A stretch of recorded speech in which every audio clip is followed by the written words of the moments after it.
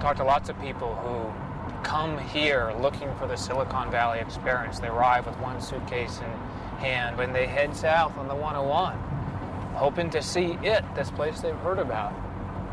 And it's freeways, and it's office parks, and it's strip malls, and it looks like every place they've ever been. They end up wondering, where have they come? Why did they come here? What was it that brought them? Code itself is the underlying thing that makes computers work. Why is it important to the world? It's because it's the blood of the organism that's our culture now. It makes everything go. You know, technology has become the god of our society now. I mean, I think that people stand in awe of it and stand in awe of the people that make it. I see. And you can even chant his name if you want to. There's a sense that software is a kind of new frontier. You know, it's the old gold rush metaphor, the California gold rush all over again. It's the kind of Hollywood of the 20s. This very small set of people is really defining what our world's going to be like. I mean, the computer becoming ubiquitous and the way we interact with the world more and more mediated through the computer is this very small group of people defining what that world's going to be like.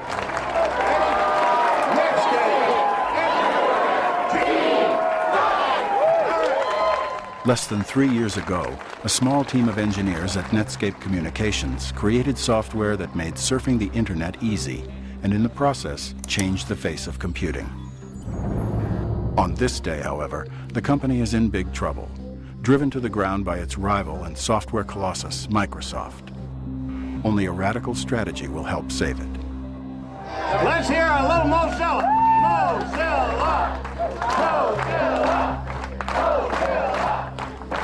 Netscape is giving away its source code to programmers outside the company. The source code is the secret formula for browsing the web. The code is named Mozilla, and if widely adapted, it will make Netscape's code the internet standard, drawing users to its other products and restoring the company's sagging fortunes. Our story focuses on a team of engineers who will come together in this building. Over the course of the next year, they will turn their lives inside out to create Mozilla and battle a giant competitor to save their company and shape the future of computing.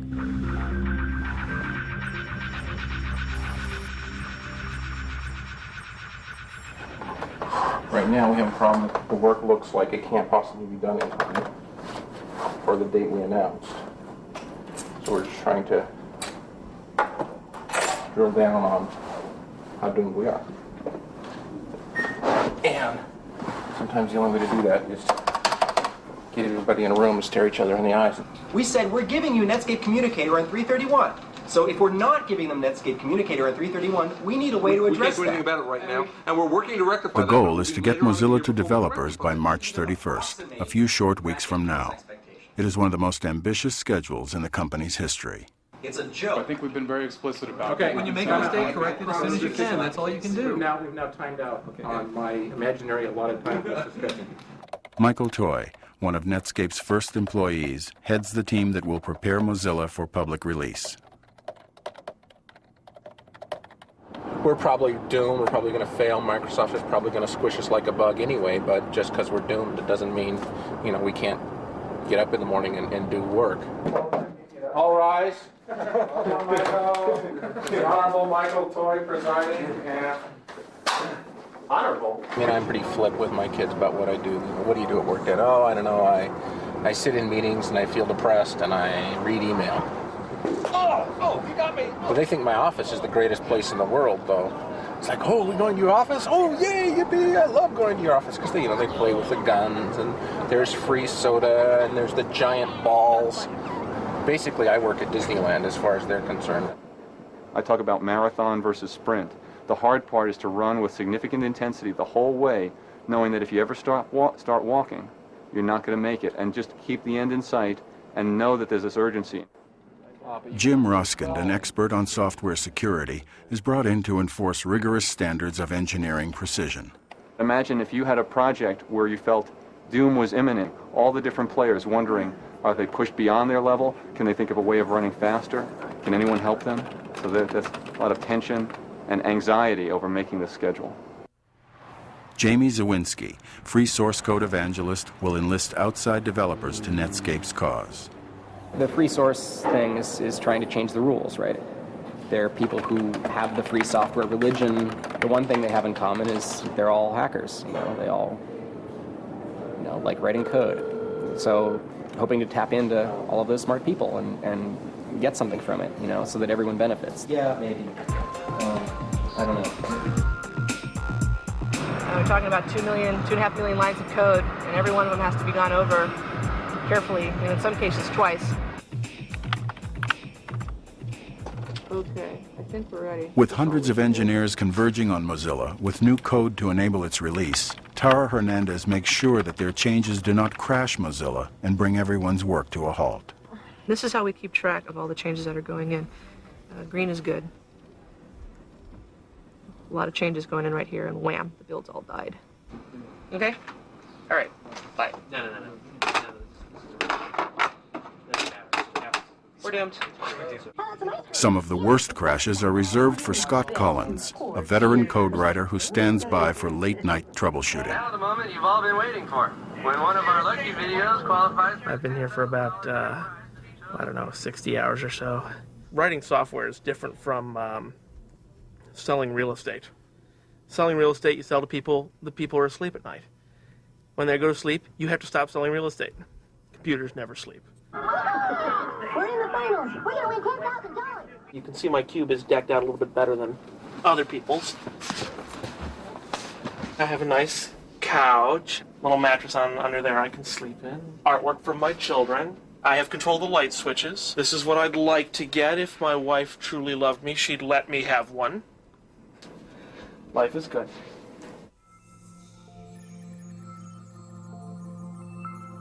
Okay. Okay. All right. There are a ton of bugs on here that people just aren't doing anything about. For instance, To give away its code, Netscape's engineers must make thousands of bug fixes, often minute changes that will allow the code to be used by outside developers. Jeff Weinstein has 1, 2, 3, 4, 5, 6, 7, 8, 9, 10, 11, 12, 13. One bug, hidden in the mass of code, can stop everyone else's work and threaten the ship date. I need someone to page Jeff Weinstein and get him to call 2024. Even a team of 20 people building a car, it's easy to step back 40 feet and look and go, hold it, that guy's not putting on the wheel. You have 40 programmers working, they all come to you with code, a gigantic morass of little details piled up on a disk. Usually you can't even see the pieces whether they're doing it correctly. You have to assemble it into the whole and then see if the whole works, and then you're not even sure who gave you the bad bits. Oh! That would be bad. Let's go downstairs. Come on. You talk about a recipe. Who gave you the bad flour? Someone went out to grind flour, and they had to all be exactly the right size chunks of flour. Someone else made chocolate chips. They all had to be the right size chunks. You can't figure it out until you put it all together. You hand it out, and people go, I don't like the way this tastes. Okay. And now you have to wonder, with all these details coming together, which was the problem, who's causing the problem, how can you fix it? You've got to ship on a certain time. And now you have all these people, you have the clock ticking, it gets pretty intense. Since Netscape began, the amount of code making up Mozilla has increased by a factor of 30. The job of programming and debugging it rests upon a precarious balance of science and art. 20 minutes, we'll see What does it say right now? They talk about what they do as if it was a kind of alchemy, a kind of wizardry. It does remind me of athletics in that way. Why is someone a good baseball hitter? Often the hitters themselves can't really explain it. And often the best software people cannot themselves understand why they're so good at it. But I think what makes a great programmer is being raised techie. My particular team at Netscape, I think we all grew up techie. We all grew up with computers around us somewhere, so that we were exposed to them before we became adults, if any of us are really adults. Jim's the most grown-up of us. A lot of my childhood from roughly age 6 to age 17 was around here. Life was just a nightmare. This was a very, very scary place. The 2 school wasn't too bad, but it meant that get to work on puzzles and problems. All of the puzzling is math, and that puzzling is the exact same feeling, the exact same problem that you go through when you're programming. When I was young, you'd be building with erector sets and Lego. Now, the structures that you build are in software. My mom is a first-class geek, too. And so I have the unique experience of being able to shop with my mom, because she's a director of really important stuff at Sun. At Netscape, one of the code words for is the average person going to be able to use the software is, well, can my mom use it? It's like, well, yeah, my mom can use it. My mom can write optimizing compilers. By the time I was 12 years old, I was making $50 an hour programming computers.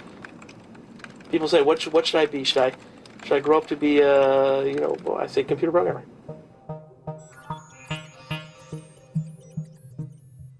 The thing about that makes it a youth culture is one's capacity to throw one's entire life on the line with these firms. Entire life commitment, meaning 24/7, 365 work commitment. Throwing yourself into a thing where you don't know if that job is going to be around soon. There's no stability here. So it's very kind of a weird irony that the very people who are inventing the future can't see their own future. This is a monk-like existence. There are very few women in these societies. These are male societies. They are secret societies. They function very much like the Masons or some street gang. Evil! Evil!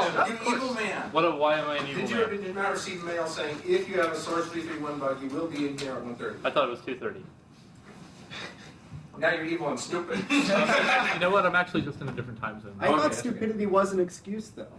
A lot of people at Netscape don't get out much because they're at work all the time, but most people's social interaction, I would expect, is revolves around work, just because so many people spend so much of their time at work.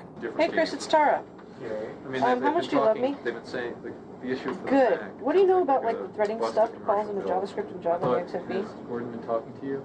All we have left to hold on to really is the workplace. I mean, it is the modern village. People get to know your history. They shrug at your bad jokes. There's a kind of familiarity that and continuity that we don't have elsewhere. Paul, we're going to go out in a while and get something to eat and do stupid things. You interested? Sure. Right. Okay, purpose of this meeting is not to beat up people. The purpose of this meeting is to make sure that as a company we are incredibly focused on getting the bug count to 0. We've been moderately focused up until now. We need to be deadly focused from here on in. Okay, Jeff Weinstein. Is he in this room? He is not in this room. He is not in this room. Did not check in this weekend. True or false? He did not check in this weekend. He did not answer his mail, and he hasn't answered his phone yet either. His locator shows he's with the rest of the colonists. And the old saying is that trying to manage programmers is like trying to herd cats. You know, you want them to be cats. I mean, if you like cats, I mean, because you want what's unique about that creature, but they really don't all like to go in the same direction. Where the hell does Weinstein sit, actually? In less than 4 years, Netscape has grown from a handful of people to over 2,000, and sometimes locating a programmer becomes yet another obstacle for the browser team to overcome. I'd say he's not in there. That would be my guess, straight out. He's not there. When's the last time he was in here? This afternoon. Okay. So Tara and I are ready to take a hit out on him. Okay. Well, if you see him when he comes back, tell him to panic and run around, and we're like doomed on Mac right now. Doomed! The person who's working on Mac is like waiting for data, right? You should go around and get like every person in the company saying, doomed! Netscape's predicament has much to do with this man, Bill Gates, whose company, Microsoft, has made him the richest and arguably the most powerful man in the world. All right, if we could have order, we'd like to begin. Viewing Netscape's browser as a potential threat to his computing empire, Gates has moved swiftly, making his own browser free, and Netscape claims also engaging in unfair business practices to take away its customers. But we need to explore today whether you and your company have crossed the line. Or, on the other hand, whether this is just the carping of disgruntled rivals. Netscape CEO Jim Barksdale argues his company's case before the Senate. And certainly nobody here on this panel is a greater admirer of Mr. Gates or his company than I am. But we do ask that Microsoft be held accountable for some of their actions that intimidate PC OEM manufacturers to use their products and exclusionary practices that prevent them from using my products. Not all companies succeed. Some fail to embrace change. This is the way technology in the free market works. The software industry's success has not been driven by government regulation, but by freedom and the basic human desire to learn, to innovate, and to excel. Meanwhile, thousands of miles away, Netscape programmers continue working around the clock in a race to meet Mozilla's release date. These guys, they tend to work very consistently, so they'll just keep working until it's done. They won't stop. They don't need food, they don't need sleep, they don't need anything. Okay, they take pay, but you know, that's... A while ago, some people from Harvard came and said, well, how do you develop software? We're writing a book. And I talked about all the things that I thought were really important, and they were just, it felt to me like they were shaking their heads going, oh, gee, he doesn't know about Principle 7, and oh, he doesn't know about Principle 22. And in some ways, they're right. I really haven't got a clue, right? I really like to err on the side of every day we wake up in the morning and say, based on what I know today, what's the best way to get to where we all want to go?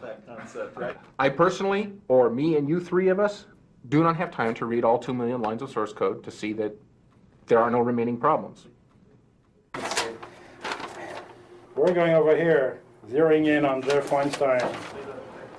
With March 31st only days away, the team can't proceed until Jeff Weinstein, an expert on some of Netscape's most arcane code, finds time to complete the bug fixes on his list. How you doing? Okay. All right, well, you're officially the most doomed individual in the company, sir. This one I can close, same with this one. Yeah, a bunch of these. Hopefully I'll get most of it done tonight. His goal, he was just going to stay all night, and he was going to get it all done. The good news is actually, I think by about, I'm not sure if it was 9 or 11 o'clock at night, he actually was completely done. Yay! Reaching a critical milestone is cause for celebration. I have one bug left, and it's the really, really hard one, but I'm working on it. Don't make me kill you. Close before 3:30. I will close it before 3:30. It'll be good. The bug count is small. There are some bugs that are not currently closed, but most of them are like piddly little annoying things that... Some of it's stuck!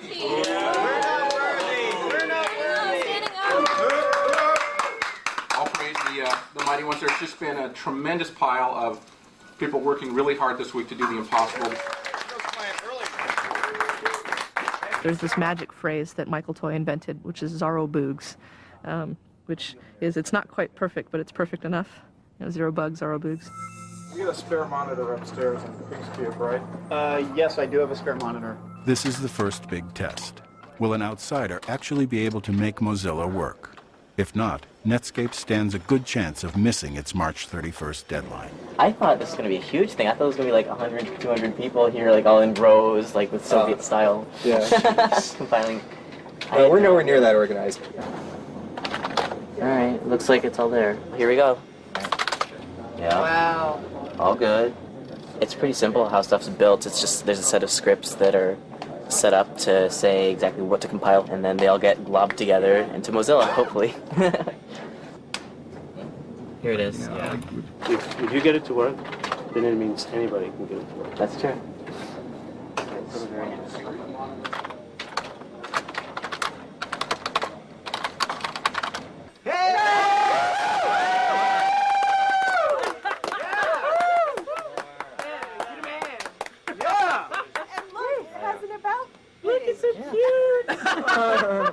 Oh. Ooh, that was pretty. Yeah, it's... No, I don't think it's working. Well, go to the... Whoa. Oh. You pressed it. Hell, shop the food. It's actually going really well. I didn't think we'd actually get somebody to build this quickly. We had to do one small adjustment, and it worked.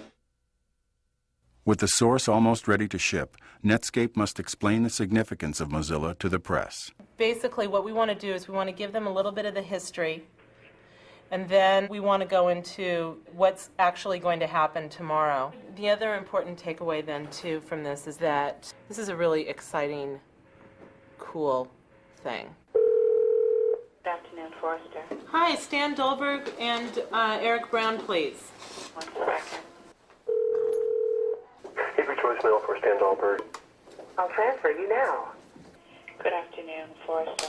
Hi, this is Maggie Young calling from Netscape, and I have a scheduled conference call with Stan Dolberg and Eric Brown, and I just got Stan's voicemail. Netscape hopes the press will greet Mozilla with the same enthusiasm it had for the company in its early days. At 11 a.m. this morning, Netscape stock went public and Wall Street went bonkers. Initially offered at a price of $28 a share, Netscape shot up to $72 within minutes. The stock is bid up at extraordinary levels in the first couple of really days and weeks of its introduction. It is the biggest initial public offering in basically Wall Street history. Good afternoon, Forrester.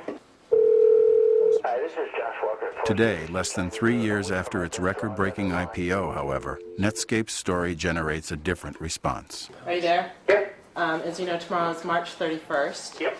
So that means source code will be made available to the developer community, and we thought we would just catch you up to speed and walk you through that and see if you had some questions. Either I'm brain dead or it takes a lot of effort to communicate. And so I'm concerned that while you all know what it means, I'm not confident that it's coming across to the press. Right, I think those are good points. By opening up the source code, we basically extend our developer community from those folks that are inside of Netscape to hundreds of thousands of developers outside of Netscape. Yep. So it's no longer Netscape versus Microsoft, it's Netscape and all of the Netscape, virtual community. I think there is a belief that Netscape doesn't have a position to continue to compete with Microsoft in the browser front, and that in essence you've given up on the browser position. This was a lot more smooth than I had originally anticipated, really. I'm still waiting for the major bump in the road that's going to happen sometime between now and tomorrow afternoon. In software development, there's always a bump in the road. We just want to hear the Apple story. I'm sure you do. They just can't quite get themselves comfortable with the patent grant or with whatever we tried to do to fix it for them. What patent? So the last thing back out of their lawyer was, gee, I don't know that we get enough protection. Mozilla has a small piece of code from Apple that has not been cleared for public license. Okay, we have to escalate. Hi, this is Mark Andreessen. I called a few minutes ago Oh, my wife. and left a message. We're trying to get, the problem is I can't get phone, there's no one at the Apple switchboard, so I'm having a hard time getting phone numbers for people. Awesome. You checked it in? Yeah, what was it? Hold on, 620.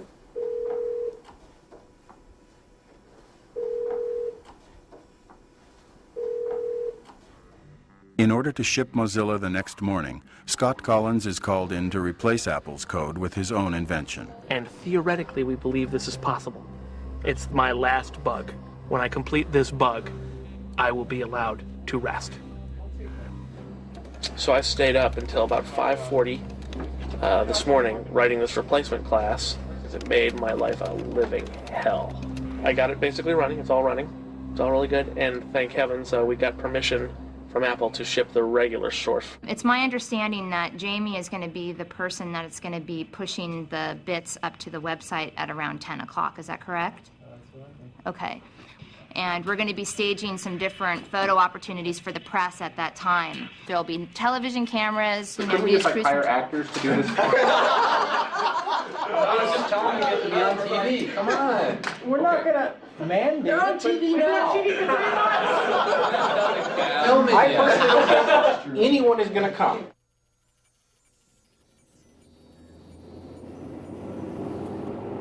One way to learn to run a marathon is put a person out 26 miles into the desert and say, that there's this bomb on your back that's going to go off in a certain length of time if you don't get into the town.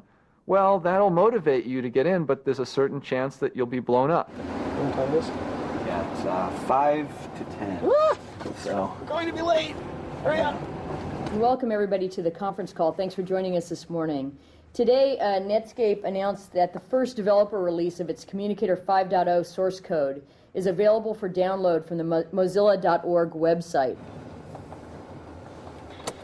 And you know where TAR is, right? It's second floor? Yeah, it's the first floor, like way on the other side. And then today, on the end of March, as we announced, we are pushing the code out to the web, as they say, and we're delighted to be part of it, and we're very excited to see what happens. The good news is the marathoner is now coming into town with that bomb on his back, and it looks like he's going to make it.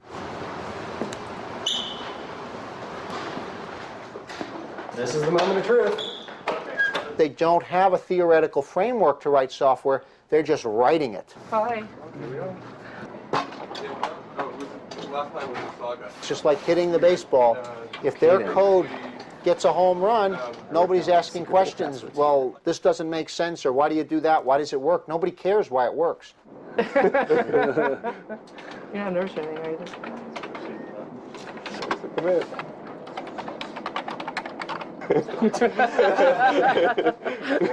This is bad. What's that? Well, It's not connecting to... the machine that controls the FTP push is like not answering. Is it loaded? It's blast, not blash. Oh, Yeah, maybe good reason not to... Oh. that pin, yeah. duh. Okay. We're Okay. up. Yay. It's super. Mac's there. Unix is there. Windows is there. We're done. We're done. It's up. We're done.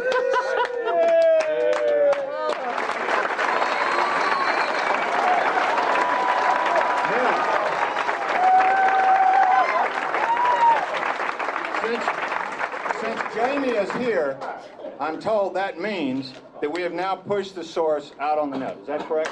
Actually, we decided not to. Any fun? It was just a stupid idea. That's our story, and we're sticking to it.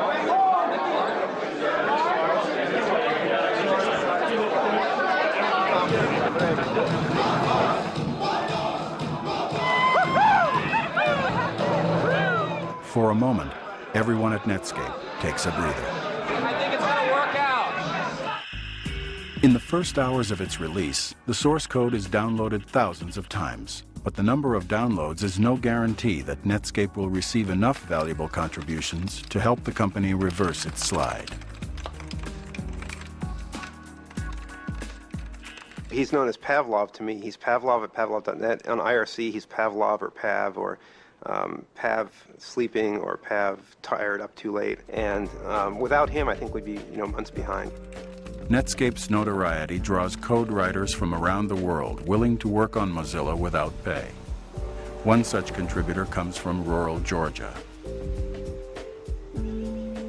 I have been amazed over the last 2 or 3 years when, especially his mother would come tell me, well, so-and-so called from maybe New York, and they were coming to Atlanta, and they wanted to talk to Stewart or see him, and they were going to go down and have lunch. Well, I'd say, who is this person from New York? And then all of a sudden, well, he's been working with Stewart on some programming issues for a year or so, and he wanted to come down and meet. He said, well, did you tell him you're only 16? I had no idea. And that's great. That's a wonderful thing because he's contributing. It doesn't matter that he's young. We're in the place we call the cave. We just shut the door, and this is where he does whatever he does. It is flabbergasting to think that your child has done something for this worldwide company instead of his homework. I went and looked back at the older code, and I was really frightened by how incredibly messy and just awful the code looked. It would have taken you years to try and figure out what it was doing, so we basically did it from scratch. Pretty much I'm providing the code that makes the browser show everything faster and more efficiently than it used to. His keyboarding is almost just like talking. It's just an expression. He can express himself that way, and it's just totally unconscious almost, just a part of how he communicates.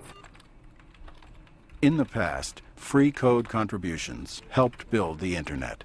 How a commercial enterprise will benefit from free code remains a big question. Well, it's certainly my hope that the enormous amount of new people that no one company could afford to have working on any product now contributing to the Netscape Navigator Communicator will make a significant difference in the improvement of the product. How that works against any competitor remains to be seen.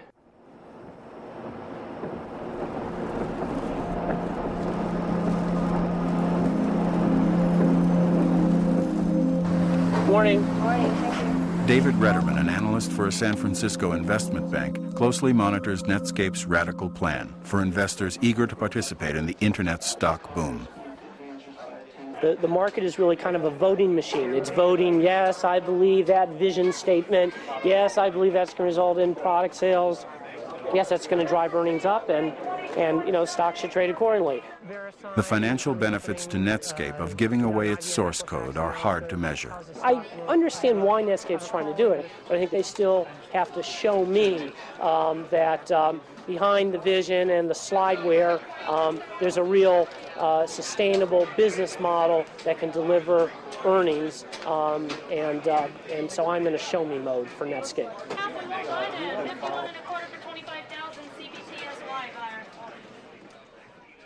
Now my job will be 3 times as hard as it was yesterday. It was already 10 times harder than it needed to be, right? Did I just work really hard to ship the company jewels out of the building, and it's going to just end up in us dying and rolling in poison and misery? The day after the stuff goes out, you really don't get a let up. There is then this sort of day in, day out, go to work, turn on the computer, code, code, code. That's Tara. Tara. Yeah, what's your doctor say, Tara? My doctor said, Mylanta. interestingly enough, that I worked too much. And that if I went to work today after my appointment, he would personally kill me. I have an agreement with myself that by the time I'm 35, I'm either going to be a high school teacher or a bartender, but anything other than a position in a high-tech industry. Otherwise, I'll probably die by the time I'm 40.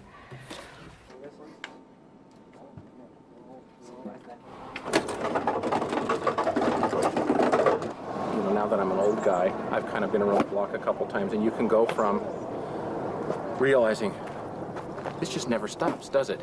And that being really depressing because you feel like I said I was never going to be on the treadmill, and here I am. I'm on the treadmill. I'm going to be running like this forever.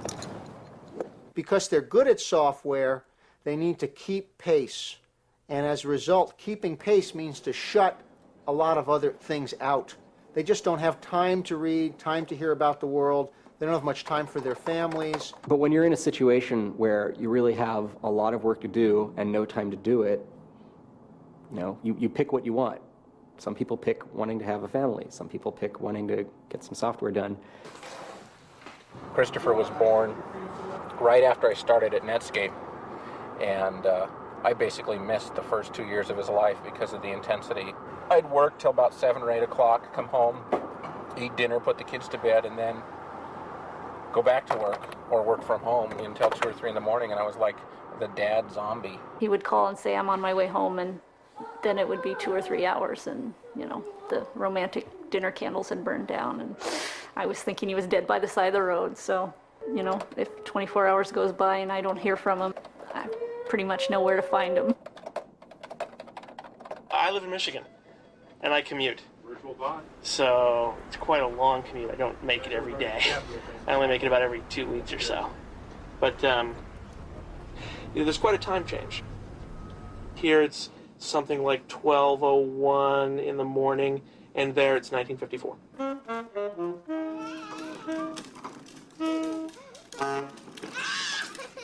The motivation for moving back here is I wanted to get into a community, put roots down, and feel settled.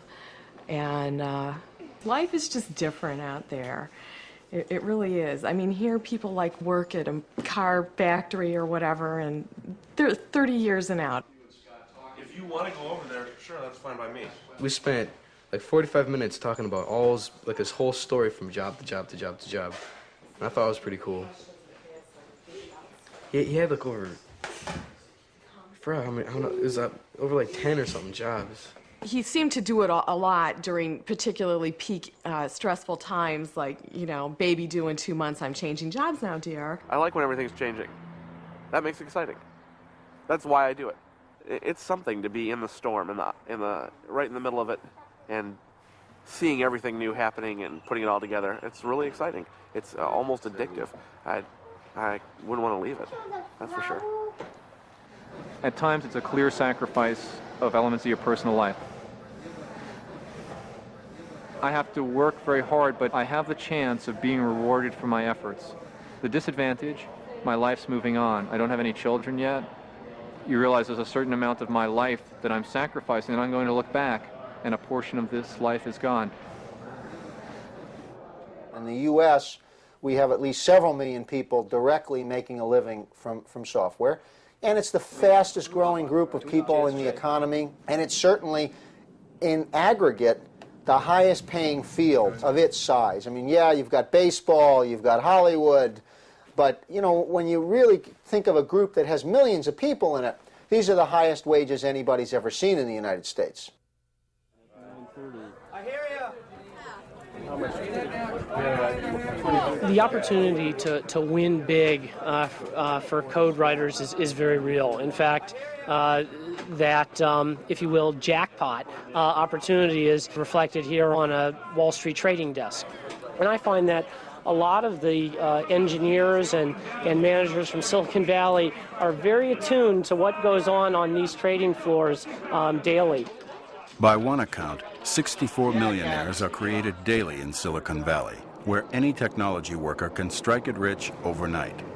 You join a company and they give you some stock options, which basically says, rather than just giving you stock, they give you the right to buy the stock in the future at the current price. You might get stock in the order of, maybe a year's salary or 2 years' salary typically worth of options. In some of these real booming companies out there on the internet, the potential for becoming a millionaire or doing very well is very, very high. The people who are very, very early, they call them Mozillionaires. Stock options are a con. It's a carrot they dangle. It's like, oh, well, if you give up your one and only youth, maybe someday you'll make money, right? I've known so many people who gambled on the startup lottery and got nothing.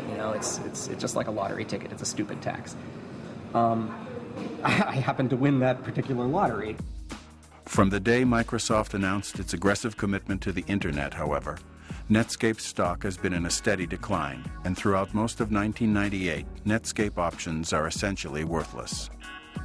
A year and a half ago, half of our revenue came from browser sales. Today, none of it does. And well, any business person out there knows that that's a huge challenge. I mean, let me take your number one selling product away from you and you replace that within a period of 12 months or so. Not many people want to do that. Even though the company sells other internet products, the marketplace views Netscape as a browser company in a losing battle with Microsoft.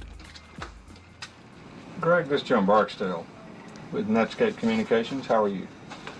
It's clear that Netscape doesn't have enough pieces to threaten Microsoft. All right, Greg. I don't think that Netscape long-term can survive as an independent company.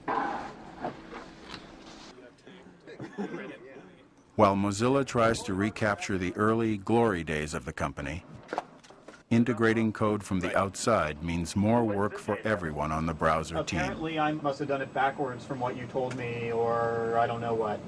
Okay, this is bad. We want to take the old free tree and use it as a subsection, and we want to build this interesting tree around it. No, that's not what we want to do. We have NS and NSPriv at the top, right? It's either a project file for this or a project file for that. It can't be a project file for both. We don't have a plan for doing both. So right now, I have some files that have to come from here for Java in the single directory, and some files that have to come from here in the same directory. The same directory. Tell me how I do that. That's the problem.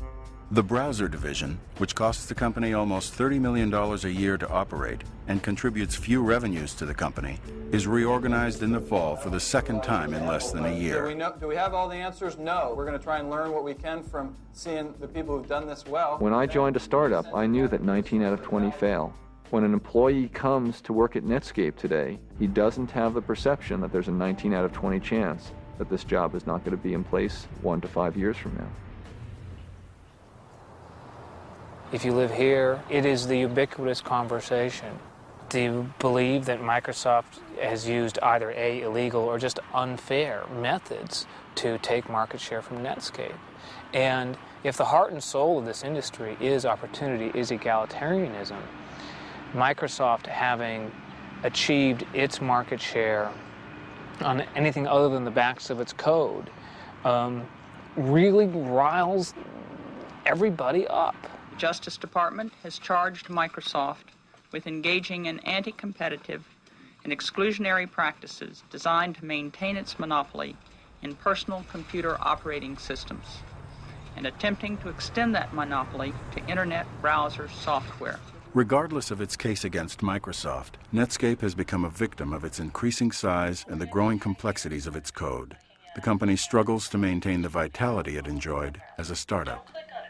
When a company gets to be above a certain size, it's just a process. It's a mechanism for making money, and innovation is like one possible way of doing that, but it's a risky way. So big companies don't do that. Microsoft actually doesn't do very much. They buy companies. They wait until someone has done something interesting, and then they acquire them, and then they milk it for all it's worth. And I mean, I don't mean to pick on Microsoft, because lots of companies do that. It's just a normal way of doing business.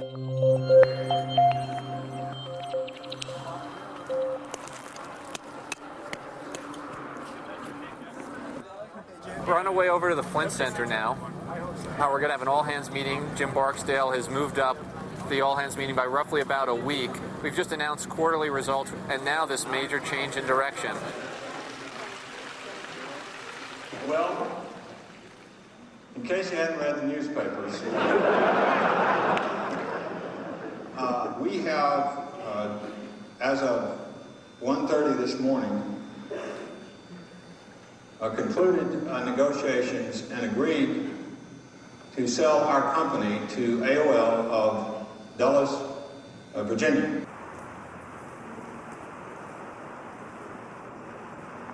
I can't imagine that day when they announced the merger, that they weren't like, oh, I don't believe this, sort of a nightmare scenario. Although, the worst one would have been Microsoft's buying us, I guess. Then they would have, you'd have seen like this flow of cars out of Netscape. 6 months ago, they were insulting AOL's technology. It was this service for idiots. Congratulations, Skippy. You've got mail. Netscape was not unusual in the way they felt about AOL in Silicon Valley. I mean, it's very clear that nobody had any respect for the company. One of them at Netscape called Steve Case a soap salesman because he used to work at Procter & Gamble. The soap salesman bought them. The quote that came out of this article was Netscape, something along the lines of, "Live fast, died young, and left a tired corpse." And I don't know that I agree with that. I don't think Netscape's done yet. They bought us because they like us, they like what we do, and they don't want to disturb that formula. So their plan is to not damage us in any way. There had been a lot of speculation out on the net, in the free software community, like, oh, well, this is it, it's all over now, AOL is just going to screw everything up. So I wrote this thing that I put on the Mozilla.org site that laid out the worst case scenario. Like, well, okay, even if everything goes wrong, it's still not as bad as you're saying it is, because the nature of what Netscape did meant that the code belongs to the community now. A few days later, I got email from Steve Case saying, we think what you're doing is a great thing, and it's part of the reason we bought the company, and we plan to keep it going that way. So as far as Mozilla.org and Netscape and AOL's contribution to the open source movement goes, he says it's going to continue. The merger with AOL creates a windfall for shareholders that will give Netscape employees the chance to cash out and move on, causing speculation in the national media about AOL's ability to retain Netscape's key people. And already I hear, the AOL people have come into Netscape and said, this is the AOL way. Well, it's not going to work at Netscape. There's got to be the Netscape way with help from AOL. I suspect some of them will leave. They don't want to be part of AOL. Some people just like the startup mentality, and those that want to sort of be part of a juggernaut are going to stay and be part of the juggernaut. I've been at Netscape for 3.5 years, and it feels like forever. AOL's focus and Netscape's growing focus has been marketing and advertising and all that stuff, and that's not nearly as interesting to someone who's sort of a techno-fetishist. I'm switching jobs, I'm selling my house, I'm moving, switching towns. that's life for startup land. I'm still young and stupid, as I like to put it, so I can get away with doing stuff like that. A year and a half ago, so Tara comes to me. She says, I want to be a manager so bad that I can taste it. So we finally said, all right, you get to be a manager. And like within a week, she said, why did you ever let me do this? And Tara's turned out to be like one of the Netscape's greatest managers. So here's to Tara, the release team manager. Tara leaves Netscape for an e-commerce startup, missing out on a big jump in the value of her stock options in hopes of a bigger payout at her new company. Free Mozilla! Yes, Mozilla! Free the source!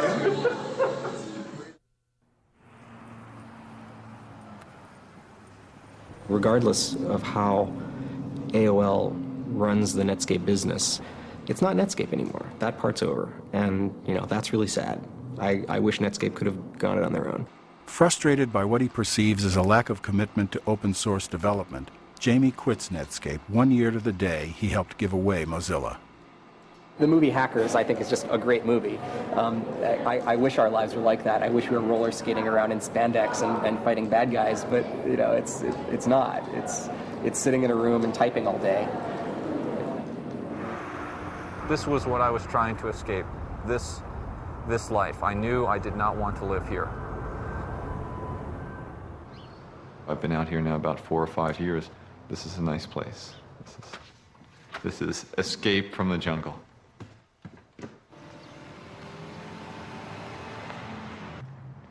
Jim Roskind is promoted to Netscape's highest engineering rank. Last night I was here at 4 in the morning, and this isn't even in the middle of a critical push, but it's almost like an addiction, an adrenaline rush, a going for perfection, a pushing. And then, as you see the results, you get the feedback to push harder. I really shouldn't comment on this since I'm just as foolish as everyone else, but I'll just go ahead and do it while admitting that I'm foolish. There's just a tremendous quest for material wealth here. It's like the gold rush all over again. This is going to be the playhouse, and then this will be like a front porch with maybe little flowers and stuff, so it'll be like a cute little house. I went to Netscape because its main purpose was to generate cash based on this internet thing. That's like what we're going to do. We're going to get rich. It just took a heavy toll on our marriage, and if it wasn't for God's grace, we wouldn't have made it. Why I use God's gifts? Michael burned out. Michael came to a place where in his own life where he said the cost is too great. I'm not going to do it anymore. If people would look at this and say, oh, hey, this is a cool thing, I'm going to start a startup and get rich quick, I would just have to say, you need to count the cost, because you can't ever retrieve the time that's lost. Michael Toy, Netscape employee number 6, achieved his goal of financial independence and retired from Netscape shortly after Mozilla's release.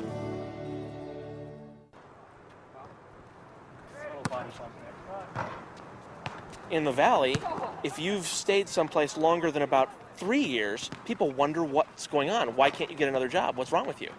If you're a programmer, you pretty much change jobs about every 2 years or so.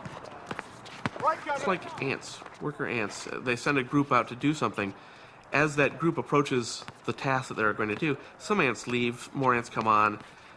By the time it gets to the target, it could be a totally different set of ants. I think as we distribute the set of work that we're doing and more in the information age, it'll be more like that. Scott Collins continues to commute to Netscape from Michigan. There's a lot of pressure right now to complete our product on time. Sort of weighed in with the ridiculous acrobatics the stock is doing. We were a $20 company. As of this moment, our stock is like $172. So it's hard to be depressed about the amount of work you have to do when every other cube holds a millionaire. When the deal with AOL closes in the spring of 1999, the value of Netscape's stock more than doubles since the merger's announcement. Netscape married right. They hitched their fortunes to AOL when the transaction was announced. the implied valuation was about $4.2 billion. When the transaction was completed, the transaction was valued at $10 billion. So in effect, about $5.5 or $6 billion of net worth was created. So I think it was the very clever deal making of Netscape management that kept them in the game much longer, and Netscape shareholders benefited quite considerably.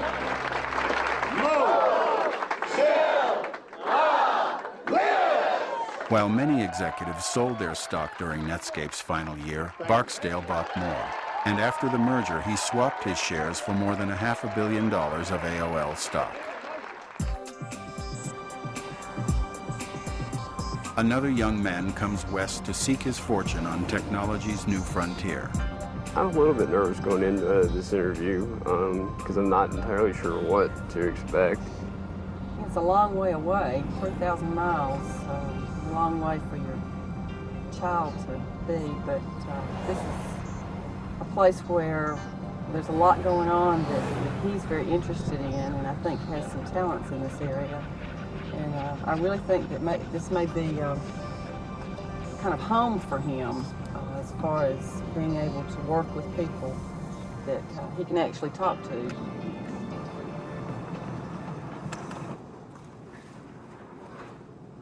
Pavlov. Hey. See you again. Good to see you. What I want to know is what you want to do. I mean, what your goals are for the next couple of years. My goal right now is I want to see the Unix version faster than the Windows version. Once we pull that off, then, we'll see. But that's my goal. Okay, cool. Pavlov is hired by Netscape. He postpones going to college. Taking part in what one investor has called the largest legal creation of wealth in the history of the planet, David Retterman moves to a new investment bank.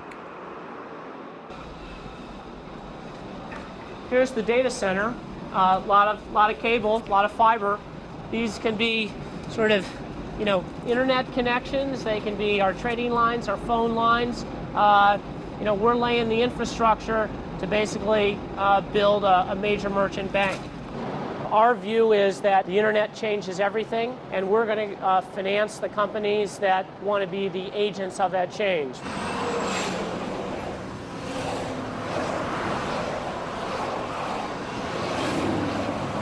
Look at this intersection. We've got a bank here. In 2 years, this may not be here. Why not bank online? Gap's website is one of the most successful commerce websites on the market. I don't even know why Gap's renovating this store. Why aren't they investing more in their website? I don't know what this intersection may look like 2 years from now. When I started, people didn't know what HTML was, what the World Wide Web was, and all of a sudden, the power of the internet that had been there for years was available to everybody in an easy way, point and click, the universal language.